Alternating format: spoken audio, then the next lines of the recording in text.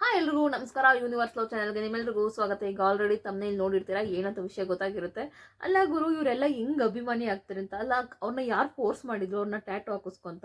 ಆ ಯಪ್ಪಂಗೆ ಯಾರು ಫೋರ್ಸ್ ಮಾಡಿಲ್ಲ. ಅವರೆಲ್ಲ ಏನು ಗೊತ್ತಾ ಹಾಕಿಸ್ಕೊಳ್ಳೋದು ಟ್ಯಾಟೋ? ಒಂದು ಫೇಮ್ ಸಿಗುತ್ತೆ. ಈಗ ನೋಡಿ, ಒಬ್ಬ ದೊಡ್ಡ ಅಭಿಮಾನಿ ಆಗ್ಬಿಟ್ಟು ನಾನು ಟ್ಯಾಟೋ ಹಾಕ್ಸ್ಕೊಳ್ಬಿಟ್ಟು ನನ್ನನ್ನು ಫೇಮಸ್ ಮಾಡ್ತಾರೆ ಸೋಷಿಯಲ್ ಮೀಡಿಯಾದಲ್ಲಿ, ಅಥವಾ ನನಗೇನೋ ಅವರಿಂದ ಲಾಭ ಆಗುತ್ತೆ ಅನ್ನೋ ಕಾರಣಕ್ಕೆ ಈ ಪುಣ್ಯಾತ್ಮ ಹೋಗಿ ಗಿಲ್ಲಿ ಟ್ಯಾಟೋ ಹಾಕಿಸ್ಕೊಂಡಿದ್ದಾನೆ. ಅದರಿಂದ ಅವ್ನಿಗೇನು ಯೂಸ್ ಕೂಡ ಆಗಲಿಲ್ಲ. ಸೊ ಹಾಗಾಗಿ ಈಗ ಮೀಡಿಯಾ ಮುಂದೆ ಬಂದು ಗಿಲ್ಲಿ ನಾನು ಮೀಟ್ ಮಾಡಲಿಲ್ಲ ಹಾಗೆ ಹೀಗೇನೋ ಸ್ಟಾರ್ಟ್ ಮಾಡಿದ್ದಾನೆ. ಮೊದಲಿಗೆ ಏನಾಗಿದೆ ಅಂತ ಮೊದಲಿಗೆ ಹೇಳ್ತಾ ಹೋಗ್ತಾನೆ. ಅವತ್ತು ಒಂದು ಫ್ಯಾನ್ಸ್ ಮೀಟಿಂಗ್ ಎಲ್ಲ ಇರುತ್ತೆ. ಅವ್ರದ್ದು ಫೋಟೋಗಳ ಬಗ್ಗೆ, ವಾಲ್ ವಾಲ್ ಫೋಟೋಗಳ ಬಗ್ಗೆ ಮಾತಾಡಬೇಕಾಗುತ್ತಲ್ಲ. ಈಗ ಡಿಫ್ರೆಂಟಾಗಿ ತೋರಿಸಿದ್ರು ಎಲ್ಲರದು ವಾಲ್ಗಳದ್ದು ಫೋಟೋಸು. ಇದು ಟಿ ವಿಲೆಲ್ಲ ಹಾಕೊಂತರ ಚೆನ್ನಾಗಿ ತೋರಿಸಿದ್ರು ಅಂತಲೇ ಹೇಳ್ಬೋದು. ಅಭಿಮಾನಿಗಳನ್ನೆಲ್ಲ ಮೀಟ್ ಮಾಡಿಸಿ ಅವ್ರಿಗೆಲ್ಲ ಒಂಥರ ಉತ್ಸವ, ಅವ್ರಿಗೊಂಥರ ಖುಷಿ ಕೊಡೋದಾಗಲಿ, ಅಂದರೆ TRP ಕೂಡ ಅಷ್ಟೇ ಚೆನ್ನಾಗಿ ಸಿಕ್ಕಿದೆ. ಸೊ ಹಾಗಾಗಿ ಈ ಸೀಸನ್ ಆಲ್ಮೋಸ್ಟ್ ಗಿಲ್ಲಿಯಿಂದಾನೆ ಅಂತಲೇ ಹೇಳ್ಬೋದು, ಗಿಲ್ಲಿ ರಕ್ಷಿತಾ ಇಂದಾನೆ ಅಂತಲೇ ಹೇಳ್ಬೋದು. ಫ್ಯಾನ್ ಮೀಟ್ ಮಾಡಿದಾಗ ಈ ಅಪ್ಪ ಪುಣ್ಯಾತ್ಮ ಕೂಡ ಬಂದಿದ್ರು. ಏನು ಫುಲ್ಲು ನೋಡಿ, ನಾನು ನೀನು ಟ್ಯಾಟು ಹಾಕಿಸ್ಕೊಂಡಿದ್ದೀನಿ ನೋಡು ನೋಡು ಅಂತ ತೋರಿಸ್ತಿದ್ರು. ಆಗ ಒಂದು 2-3 ಸಲ ಅಪ್ರಿಷಿಯೇಟ್ ಮಾಡ್ದಣ.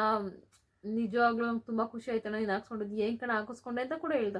ಇದೆಲ್ಲ ಅವಶ್ಯಕತೆ ಇಲ್ಲ, ಏನಕ್ಕೆ ಹಾಕಿಸ್ಕೊಂಡಣ, ಇದೆಲ್ಲ ಬೇಡವಾಗಿತ್ತು, ಒಂಥರ ಖುಷಿ ಆಗ್ತದೆ ಅಣ್ಣ, ನಮ್ಮನ್ನಿಷ್ಟೊಂದು ಪ್ರೀತಿಸೋರು ಇದ್ದಾರೆ ಅಂತ ಇಷ್ಟೆಲ್ಲ ಅಷ್ಟೆಲ್ಲ ಹೊಗಳಿದ್ದಾನೆ.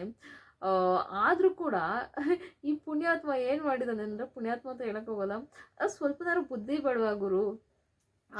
ಬಂದು ನಿನ್ನ ಹೊರಗಡೆ ಬಂದ ತಕ್ಷಣ ನೀನು ಮೀಟ್ ಮಾಡ್ತೀನಿ ಅಂತ ಗಿಲ್ಲಿ ಹೇಳ್ದೆ ಆ ಸಮಯದಲ್ಲಿ. ಅದು ಎಲ್ಲರಿಗೂ ಗೊತ್ತಿರೋದೆ.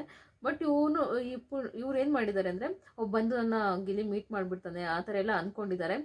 ಬಿಗ್ ಬಾಸಿಂದ ಬಂದ ತಕ್ಷಣ ಮೀಟ್ ಮಾಡಿಬಿಡ್ತಾರೆ ಅಂತ. ಅಂದರೆ ಗಿಲ್ಲಿಗೆ ಪುರ್ಸೋತೆ ಇಲ್ಲ. ಇಲ್ಲಾಂದ್ರೆ ಆ ಇವೆಂಟ್ ಕರೀತಾರೆ, ಈ ಇವೆಂಟ್ ಕರೀತಾರೆ, ಅವನಿಗೆ ದಿಸಕ್ಕೊಂದು 3-4 ಇವೆಂಟ್ ಆ ಥರ ಇದೆ. ಅದಕ್ಕೋಸ್ಕರ ಗಿಲ್ಲಿಗೆ ಎಲ್ಲೂ ಹೋಗೋಕ್ಕಾಗ್ತಾ ಇಲ್ಲ.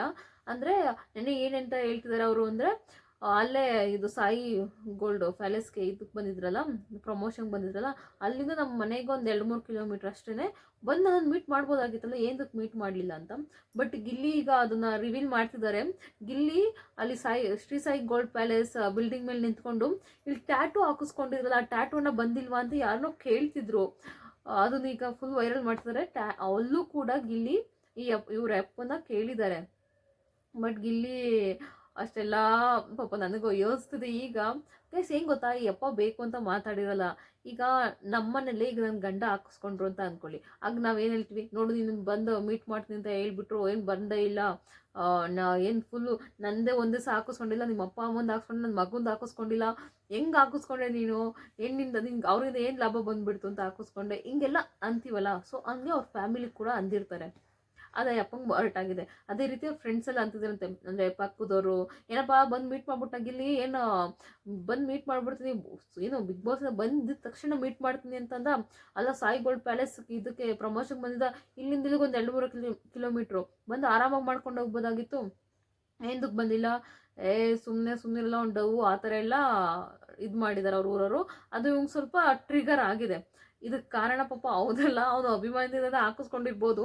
ಬಟ್ ಅಕ್ಕಪಕ್ಕದಲ್ಲಿ ಹೆಂಡ್ತಿ ಇವರೆಲ್ಲ ಅಂದಾಗ ಅವನಿಗೆಲ್ಲ ಸ್ವಲ್ಪ ಹೊರಟಾಗಿ ಈಗ ಬಂದು ಮಾತಾಡ್ತಿರೋದು ಅಂತ ಹೇಳ್ಬೋದು. ಏನಕ್ಕೆ ನಾನು ಅವನು ಮೀಟ್ ಮಾಡಲಿಲ್ಲ, ಸಾರಿ, ಏನಕ್ಕೆ ಅವ್ನು ನನ್ನ ಬಂದು ಮೀಟ್ ಮಾಡಲಿಲ್ಲ, ಅವತ್ತು ಅಷ್ಟೊಂದು ಬಿಲ್ಡಪ್ ಹೊಡೆದ ನಾನು ಮೀಟ್ ಮಾಡಿಬಿಡ್ತೀನಿ ಅಂತ ಹಾಗೆ ಹೀಗೆ ಅಂತ ಈಗ ಬಂದು ಹೇಳ್ತಿದ್ದಾರೆ. ಆ ಯಪ್ಪ ನಿಜವಾಗ್ಲೂ ಗಿಲ್ಲಿ ಮೇಲಿನ ಪ್ರೀತಿಯಿಂದನೇ ಹಾಕಿಸ್ಕೊಂಡಿದ್ರೆ ಅವ್ರವ್ರ ಹೆಂಡತಿಗೆ ಸಮಾಧಾನ ಮಾಡ್ತಿದ್ರು. ಬಿಡೆ, ಏನಾಗೋದಿಲ್ಲ, ಅವನೆಲ್ಲೋ ಈವೆಂಟ್ಗಳಲ್ಲಿದ್ದಾನೆ, ಬರ್ತಾನೆ, ಯಾವಾಗಾದ್ರೂ ಅವ್ನ ಟೈಮ್ ಸಿಕ್ತಾಗ ಬಂದೇ ಬರ್ತಾನೆ ಬಿಡೆ ಅಂತ ಅವ್ನ ಫ್ರೆಂಡ್ಸ್ಗೂ ಅವ್ನ ಹೆಂಡತಿ ಮಕ್ಳಿಗೆಲ್ಲ ಸಮಾಧಾನ ಮಾಡ್ತಿದ್ರು. ಬಟ್ ಅವ್ರಿಗೆ ಒಬ್ರು ಅಂದಿದ ತಕ್ಷಣ ಅವ್ರು ಟ್ರಿಗರ್ ಆಗಿದ್ದಾರೆ. ಅಂದರೆ ಏನೋ ಒಂದು ಫೇಮ್ ಸಿಗುತ್ತೆ ಅನ್ನೋ ಕಾರಣಕ್ಕೆ ಇವರು ಹಾಕಿಸ್ಕೊಂಡಿದ್ದಾರೆ ಅನ್ನೋ ಒಂದು ಮಾತು ಬಂದೇ ಬರುತ್ತೆ. ಇನ್ನು ಹೇಳೋದಾದ್ರೆ ಹೆಂಡತಿ ಮಕ್ಕಳೆಲ್ಲ ಸಿಕ್ಕಾಪಟ್ಟೆ ಬೈತಿದಾರಂತೆ ಅವ್ರಿಗೆ. ಏನು ಕೊಟ್ಬಿಟ್ಟು ನಾನು ಹಿಂಗೇನಾದ್ರು ಬಂದ್ಬಿಡ್ತಾ, ಹೋಗು ಅವನ ಹತ್ರನೇ ಇರೋಗು, ಆ ಥರ ಎಲ್ಲ ಅಂತಿದಾರಂತೆ. ಪಾಪ ನಿಜವಾಗ್ಲೂ ಹರ್ಟ್ ಆಗೇ ಆಗುತ್ತೆ ಹಂಗೆಲ್ಲ ಅಂದಾಗ ಆಯಪ್ಪಂಗೂ. ಹೋಗ್ಲಿ ಬಿಡಿ, ಈಗ ಏನು ಮಾಡೋಕ್ಕಾಗೋದಿಲ್ಲ, ಹಾಕಿಸ್ಕೊಬಿಟ್ಟಿದ್ದಾರೆ. ಈಗ ಅದನ್ನೆಲ್ಲ ಟ್ಯಾಟೂನ ಹೋಗಿಸ್ತಾರೆ ಅನ್ಸುತ್ತೆ, ಅದನ್ನ ಬೇರೆ ಡಿಸೈನ್ ಮಾಡ್ಬೋದು ಅನ್ಸುತ್ತೆ.